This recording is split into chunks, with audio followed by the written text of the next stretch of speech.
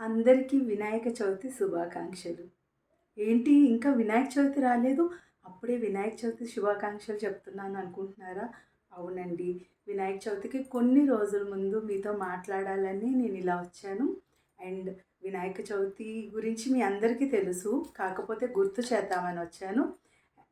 అసలు భారతీయ సంస్కృతిలో మన పండగలు ఏం తీసుకున్నా కూడా అవి మానవాళికి అలానే ప్రకృతికి మధ్య చాలా చాలా సంబంధం ఉందని ప్రతి పండగ చెప్తుంది. మనం ఒక్కసారిగానే ఆలోచిస్తే దానిలో వినాయక చవితి అనేది చాలా చాలా ప్రాముఖ్యమైనది. అండ్ ఇప్పుడు వర్షాకాలం కాబట్టి పూర్వకాలంలో ఏం చెప్పేవారు అంటే మన కథల్లో కూడా మనం వింటాం కదా వినాయక చవితి కథలో ఏంటి అంటే మనం చెరువులో నుండి బంకమట్టిని తీసుకొని వచ్చి ఆ మట్టితో వినాయకుడిని చేయాలి అని. ఎందుకంటే వర్షాకాలంలో చెరువులో చాలా మొక్కలు పెరిగి ఆ మొక్కల మధ్యలో చాలా చాలా దోమలు ఇవన్నీ కూడా గుడ్లు పెట్టి చాలా దోమల ప్రత్యుత్పత్తి చాలా పెరిగిపోతుందన్నమాట. దానివల్ల మనుషులకి చాలా వరకు అనారోగ్యాలు వస్తాయని చెప్పి ఆ చెరువుల్లో నుండే అప్పట్లో మంచిగా నీరు అది తాగేవాళ్ళం కాబట్టి ఆ చెరువుల్ని ఎప్పటికప్పుడు అంటే ఈ టైంలో దాన్ని మనం మంచిగా క్లీన్ చేసుకోవాలి అన్నది దీని ఉద్దేశం. సో అలా మనం ఇంత నేను ఎక్స్ప్లెయిన్ చేసినట్టు అప్పుడు ఎక్స్ప్లెయిన్ చేస్తే ఎవ్వరు కూడా నమ్మరు కదా. అంటే అప్పట్లో చదువుకున్న వాళ్ళు చాలా తక్కువ మంది కాబట్టి వాళ్ళకి ఇవన్నీ తెలీదు. సో దానివల్ల ఏమయ్యేది అంటే అప్పట్లో ఇలా దేవుడు మీద పెట్టేవారు ప్రతి ఒక్కరు. ఏంటంటే దేవుడు గురించి చెప్తూ మీరు ఇది చేస్తే లక్ష్మీదేవి మీ దగ్గరకు వస్తుంది. లేదు అంటే మీరు ఇలా మట్టి వినాయకుడిని చేసి మీరు వినాయక చవితి చేస్తే మీకు వినాయకుడు ఏం అడిగితే అది ఇస్తారు.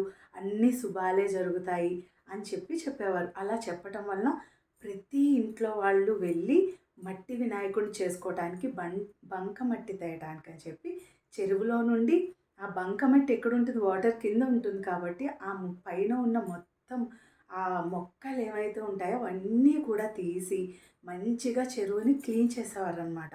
అలా క్లీన్ చేశాక ఆ మట్టి తీసుకొచ్చి దాంతో వినాయకుడిని చేసి మంచిగా ఊరిలో ప్రతి ఒక్కరు కూడా చాలా బాగా వాళ్ళకు ఉన్న దానిలో చాలా చాలా బాగా వాళ్ళు వినాయక చవితి చేసుకునేవాళ్ళు. సో అప్పుడు వాళ్ళందరూ చాలా హ్యాపీగా ఉండేవాళ్ళు. అలానే వాళ్ళు ఎక్కడ ప్లాస్టిక్ అనేదే వాడేవారు కాదు. ఊర్లో ఆ సీజన్లో దొరికే పళ్ళతో అలానే మొక్కలు కూడా ఏంటి అంటే మీరు పత్రి చూసారా? వినాయక చవితికి ఒక పత్రి మనం బాగా అంటే చాలా రకాల పత్రిని మనం వినాయకుడికి మనం సమర్పిస్తాము. అది ఎందుకు అంటే మన ఊర్లో ఎక్కడెక్కడ ఏ చెట్లున్నాయి, ఏ మొక్కలున్నాయని మనకి తెలియటానికి ఆ అవగాహన కోసం. ఎందుకంటే ప్రతి మొక్కలో కూడా ఒక వైద్యం అంటే ఏదో ఒక అంటే అనారోగ్యానికి సంబంధించిన దాని నివారణకి ఏదో ఒక మొక్కలోని మన దగ్గర అంటే ఆ మొక్కల్లో ఔషధ గుణాలు ఉంటాయి కదా. సో అది ప్రతి ఒక్కరికి తెలియాలి అని చెప్పి ఇలా ప్రతి ఆకు ప్రతి చెట్టు ఎక్కడుంది ఊర్లో అని ప్రతి ఒక్కరికి అవగాహన రావడానికి అని చెప్పి ఆ పత్రిని కూడా అలా వాళ్ళు పండగలో ఒక భాగంగా చేశారనమాట.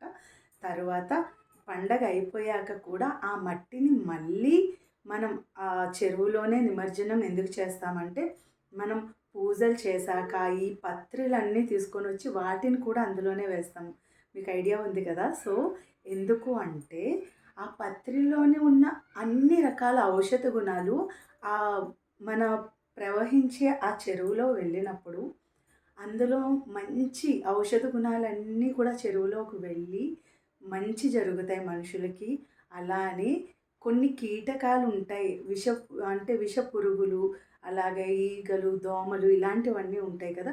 వాటిని చంపడానికి అలానే మనం ఆ నీరు తాగినప్పుడు ఆ ఔషధ గుణాలన్నీ మనకి మంచి చేయటానికి ఆ పత్రితో సహా మనం మట్టి వినాయకుడిని మనం మంచిగా చెరువులోని నిమజ్జనం చేస్తామన్నమాట. సో ఈ వినాయక చవితిలో చాలా చాలా అంటే ప్రకృతికి మనకి మన ఆరోగ్యానికి అలాగే మనతో పాటు ఉన్న చాలా జీవరాశులకి మంచి జరిగేలాగే అన్నీ చాలా మంచి విషయాలు ఇంకా ఎన్నో ఉన్నాయి. నాకు తెలిసినవి చాలా తక్కువ అయి ఉండొచ్చు, కానీ చాలా చాలా విషయాలు, చాలా మంచి విషయాలు ఉన్నాయి. సో అందుకని మనం అందరం కూడా సాధ్యమైనంత వరకు మట్టి వినాయకుడితోనే మనం వినాయక చవితి జరుపుకుందాం.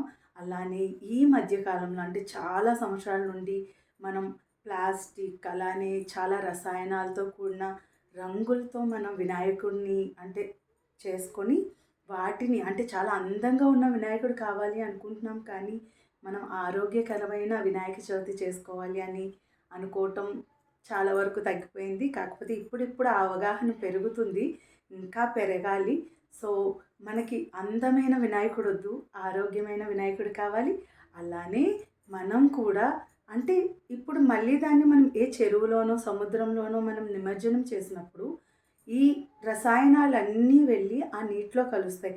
దానివలన ఆ చెరువులో సముద్రంలో ఉన్న చాలా జీవరాశులు ఉంటాయి, చాలా చాలా అవన్నీ కూడా ఈ వాటర్ తాగడం వలన పాపం చాలా వరకు వాటికి ఇబ్బంది కలుగుతుంది. సో మన వలన అంటే మనం ఒక పండగ చేసుకున్నాము అంటే మన వలన ఒకరు ఆనందంగా ఉండాలి, మనము ఆనందంగా ఉండాలి, మన చుట్టూ ఉన్న వాళ్ళు కూడా ఆనందంగా ఉండాలి. కానీ మనం ఆనందంగా ఉండడం కోసం మన చుట్టూ ఉన్న చిన్న జీవి అయినా కూడా దాన్ని మనం ఇబ్బంది పెట్టే అర్హత కానీ అంటే అది మనకి లేదు అని నేను అనుకుంటున్నాను.